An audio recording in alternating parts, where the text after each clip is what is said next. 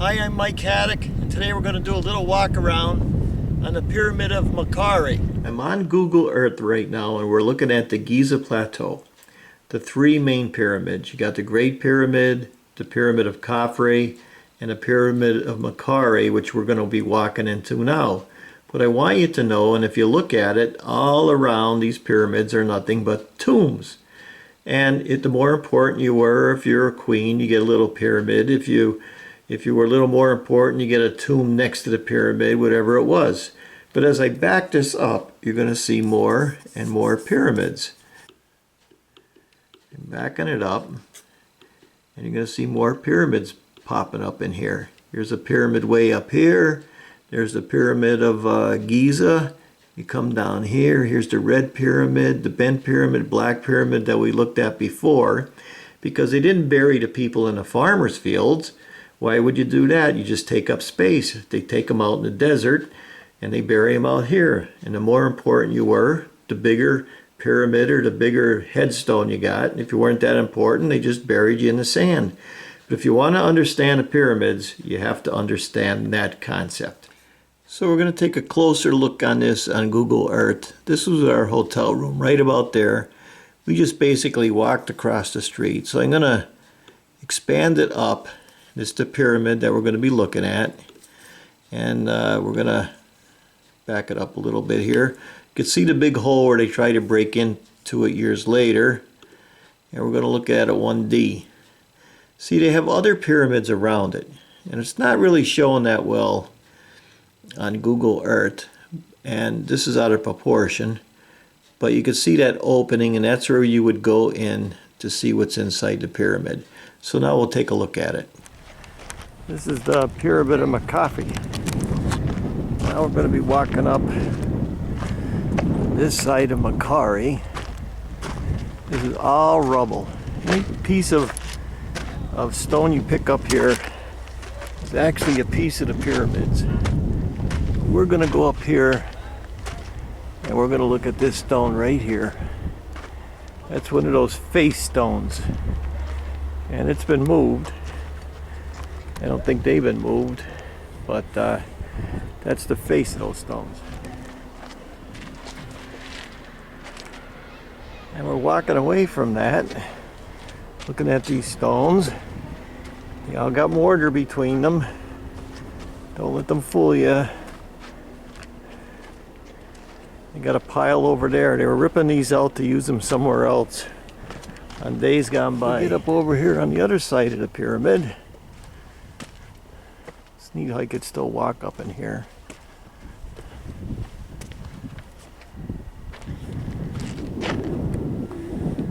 And over here they got some original stones too. So this is my brother Jeff, and the way we see it, the way they built these pyramids, they put the outside ring around first, and then they filled the middle in with junk. And you can see it. You agree with me? I agree 100%. That's the way we still do it today. That's the way we do it today. You build something out of all stone, you use the good stone on the outside, and then fill it in. Right. As you go. That's the way they built the castles and everything. Use all the good stuff on the outside, and then you fill it in with all the stuff that ain't no good. And there's a lot of examples we're going to see about that. And this is the back side of that. You know? Yeah, that's this side of Menkaure. There are those three little pyramids on the side. We're walking around these three little pyramids. You can see what it all looked like.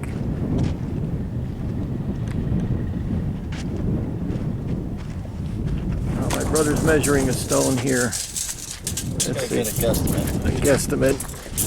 All right. We're going to give a guesstimate of this stone here. So this stone is about 7 foot. Right here. Right there. 7 foot by 4'6". That's, let's just say 60 inches. According to my calculations, this stone here weighs about 15 ton. Here's another example around one of those pyramids of Menkaure. That's granite. You put it here and then you fill it all in with limestone to make it all fit. This goes first, that goes second. Keep it all the same level. Here's another thing to look at. This is the outside of the Menkaure. Yeah, This is the outside. Look, these aren't straight, these angles. They put anything that fits. See it? How it fits, that fits, that fits. And over here, they were doing this smooth and they're starting to work it here. And the job stopped for some reason. Maybe they ran out of money, I don't know. But that's how that was done. This was put in first and then they start beating on it because they didn't have time to do the whole thing. Go up here and take a look at these stones that go along this pyramid. Now we're looking at this granite. As you can see, this went on first, and then the idea was to cut it down once it was done. That's what I think. Yeah, exactly. It's that rose-colored granite. Yep. It looks like they put the stones in and then they cut it. And then they cut it. Yep. Right in here where the entranceway is. Right. They weren't worried about the bottom because it was granite. When they did the other stuff, looks like they pounded it in place. That's it. I'm going to see how they were placed. Like I say, these were placed before and then they filled in behind them. And I think that's as perfect example as you can see. They put it in, they filled in behind them this way. That's all they did. That's what it looks like. Slope looking down. So all the granite you see right here, and here's part of it, went up 16 meters on this pyramid. And what they did is they came in later on and they ripped it off and they split it into chunks and they used it somewhere else. Now I'm in a cemetery in Scranton, Wilkes-Barre, Pennsylvania. That's in the United States, and if you look behind me, you're going to see some real fancy tombs. It's the same thing in Egypt. If you have a lot of money and you're rich, you get a fancy tomb. And if you're not rich, you just get a little tombstone like this. Even today, even the buildings built back in the early 1900s, they always put granite on the bottom. And the reason they put that is that's the hardest stone and it's not going to wear away. Let's look at the limestone in Egypt, what happens when you go through a sandstorm. You could see how the weather and the sand, usually in a sandstorm. I was in a sandstorm in a service. It's like getting blasted with a sand blaster. So between the water and the sand in a sandstorm, that's what wears these bottoms away. That's why I think they use granite on those other pyramids. Now when we're in a cemetery, we look at the dates. We know that this was probably put in here 1893, and we know that that stone holds up good. But this one's made out of marble, which is a lot softer stone, and you can't even read the words. And we get over here, this looks like limestone.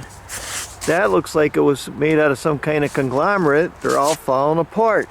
So one of the points I'm trying to make is if the pyramids of Egypt were here in northeastern Pennsylvania, between the snow and the ice and the roots and the trees, they'd be gone. You wouldn't even know they were around here. What's holding them up there is because they're in the desert. If you want to take a rough piece of granite, or you want to quarry granite and you want to go deeper in it, when I was at the unfinished obelisk in Egypt, they had a thing called the diorite pounder. And all it was a big piece of stone that was harder than granite, and you just beat on it, and that's how they cut that out of the mountain. And if you keep going with and shining it up, you'll get it like this. So it's easy to be done, it just takes a long, long time. I did a video called Isla de Tambo when we were down in Peru, and in that video I showed how to get one piece of stone, you smash it against another piece of stone, and you can get what you want without any modern tools. I did a whole series called Rock Facing and Shaping Stones, and in that series I showed you the old school way and the new school way you could carve all these stones out. If you wanted to use real tools, you could, but there are ways you don't have to. So the next video we do is we're going to go around the tombs that surround the pyramids, because the Giza Plateau is nothing but a cemetery. Like I said at the beginning of the video, they didn't bury the people in the farmer's field, they took them out in the middle of the desert. And if the pyramids were in this kind of environment that I live in, they wouldn't be here, they would disintegrate. Well, we're going to go look at the tombs, and then we're going to go into one of the smaller pyramids that surround it, and go into one of the queen's chambers and look at that. So thanks for watching.